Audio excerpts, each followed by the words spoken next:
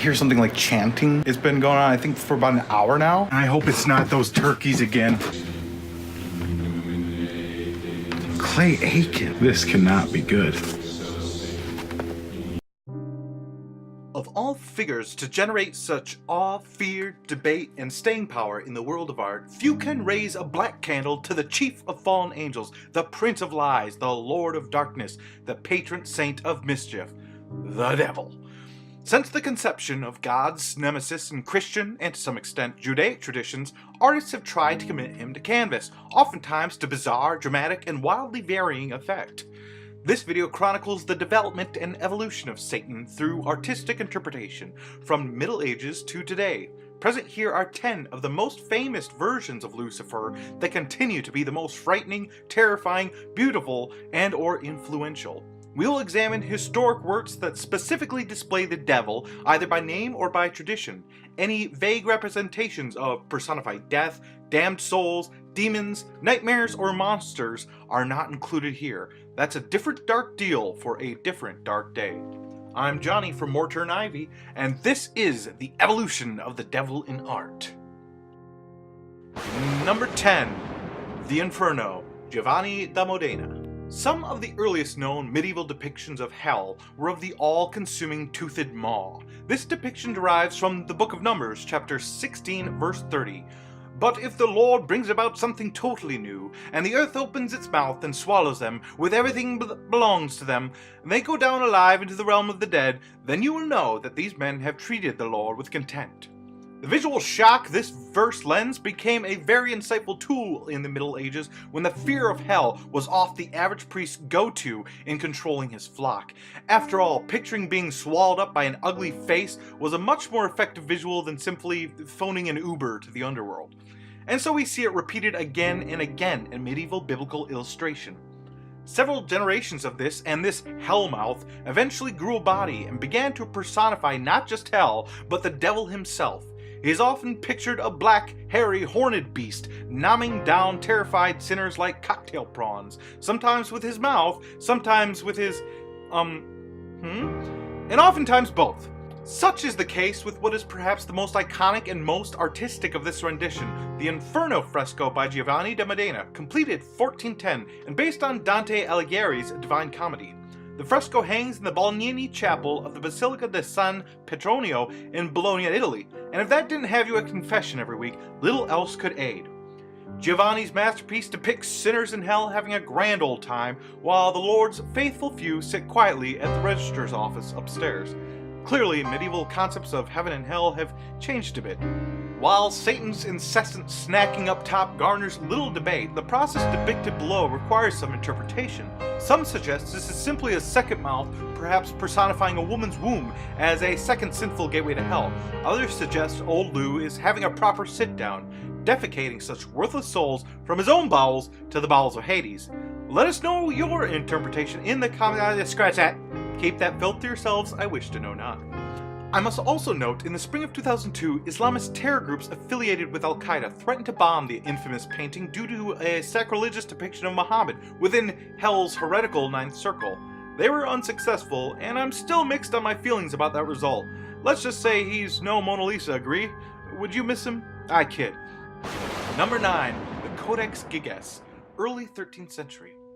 According to an old medieval legend, the Codex Gigas, aka the Devil's Bible, is attributed to a monk facing punishment for breaking monastic vows. His sentence was a permanent imprisonment within the monastery's walls. As a means to avoid what is essentially a death sentence, the monk promised to glorify the monastery by writing the greatest ever Bible and Book of Knowledge within a 24-hour period as compensation. Realizing the obvious sheer impossibility of the task, the monk bargained with, who else? The devil, promising his soul were Lucifer willing to aid the monk in completing the task.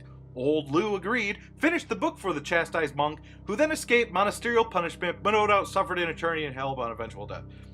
It is a load of rubbish, no doubt, but nonetheless a fun story to tell kiddies before bedtime. Scholars attempting to recreate the conditions estimate it would require 5 years of non-stop writing to complete the calligraphy alone, not regarding the illuminations or illustrations. Some have even jokingly expressed that, though a remarkable work, were the devil to have completed the work himself, the Codex Gigas, whose name translates literally to giant book, would have exhibited a higher level of talent. So, good work, mate, but not as good as Satan's. I mean, if the devil actually wrote the damn thing, do you think he would have illustrated himself wearing such ridiculous underpants? Maybe that was his humor. Maybe Satan is the hashtag ultimate dad. Examination of the written work will reveal the page featuring the Dark Lord and its facing page are significantly darker than the other pages. Superstition attributes this feature to the darkness of hell staining the vellum.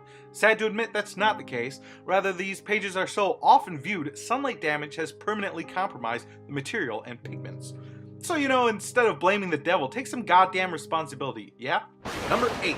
The Sistine Serpent. Michelangelo. Michelangelo is considered today one of the quintessential Renaissance artists. His masterpiece, The Ceiling of the Sistine Chapel.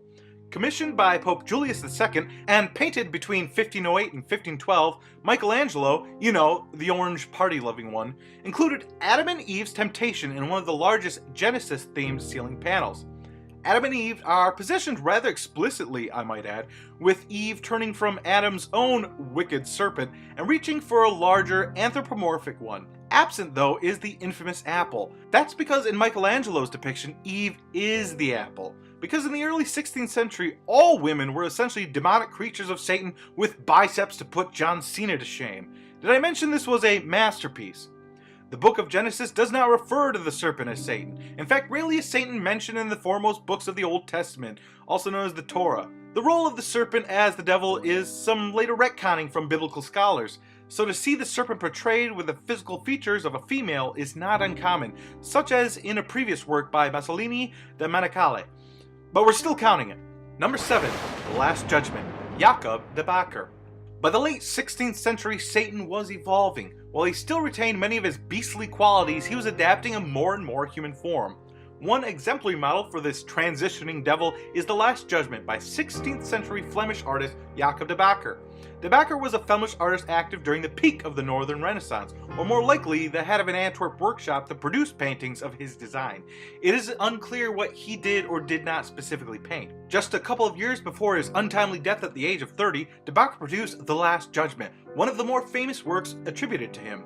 The painting, with its vividly colored Jesus and friends above and muddled muted anarchy below, depicts many demonic figures with ranging levels of beastliness. Tradition dictates the central figure, and beastliest of them all, is the devil himself.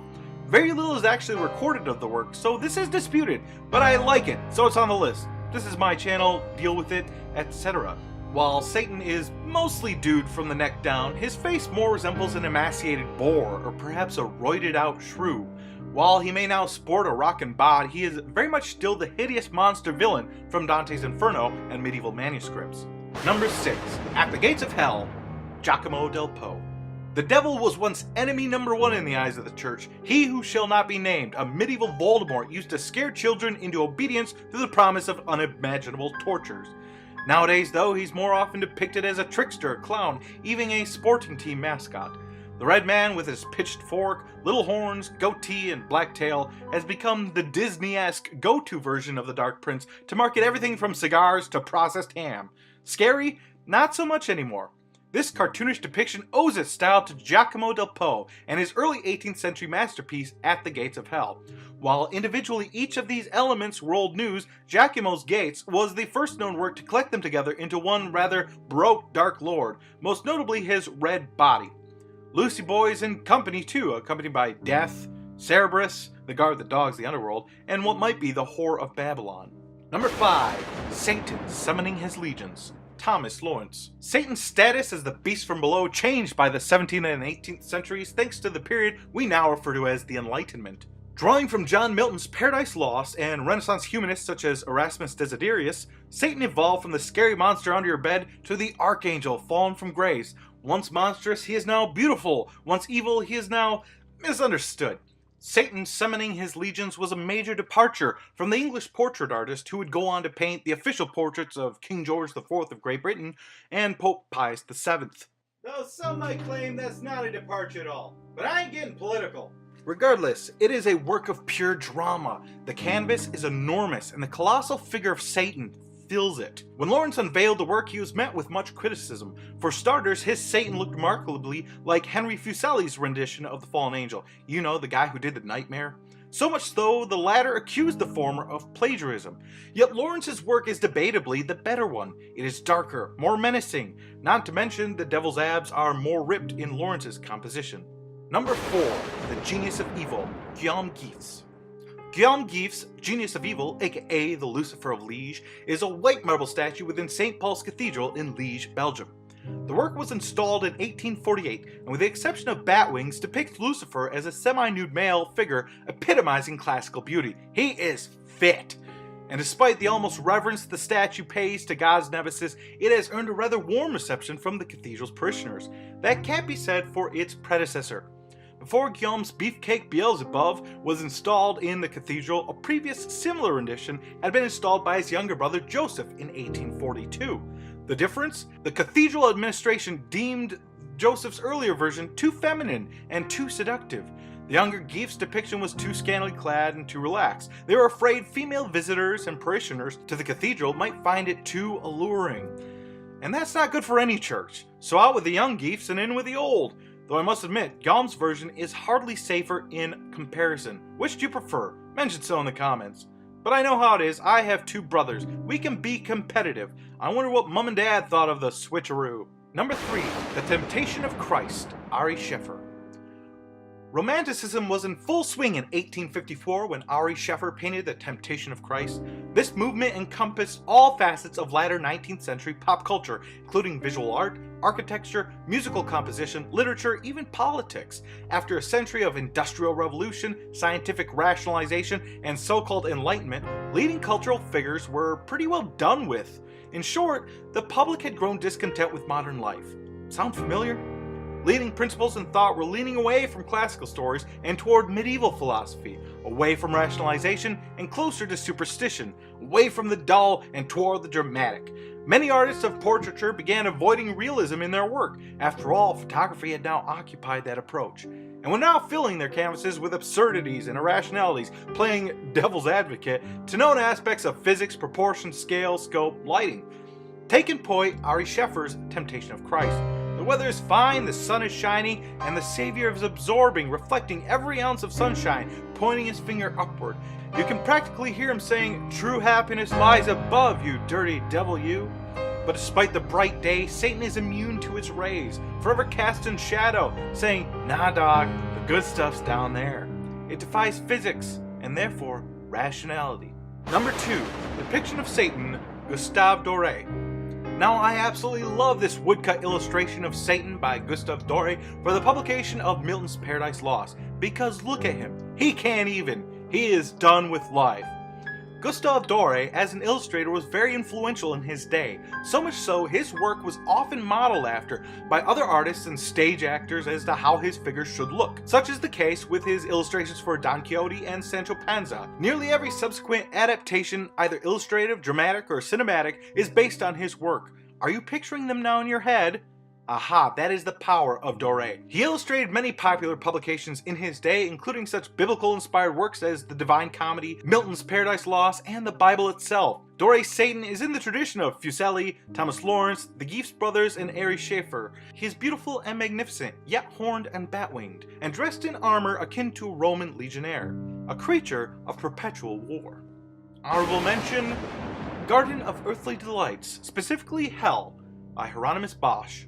Many of the paintings by Hieronymus Bosch seem like the work of a blind widow who took too many strange mushrooms on an empty stomach. It is hard to believe his work, most notably the Garden of Earthly Delights triptych, was done in the early 1500s. This was 400 years before Pablo Picasso or Salvador Dali. Though while many figures in the painting are more than a little demonic, no one figure depicted has been attributed to Satan himself by tradition. Though the 15th, 16th century artist did include himself in the painting, allegedly, hiding under a table. I mean, where else? Before I reach number 1, may I remind you, Mortar and Ivy is constantly releasing quality videos like this one, dedicated to preserving the culture and class of our glorious past. If you like what you see, feel free to like, comment, subscribe, and most enjoyably, share this video with friends or on social media. Thank you. Right. Number 1, Baphomet. If you ask some younger people today to describe the devil, you might be surprised to their answer. One design that is becoming increasingly popular is that of Baphomet. This is due to its adoption by organized sects of Levian Satanism as their official symbol.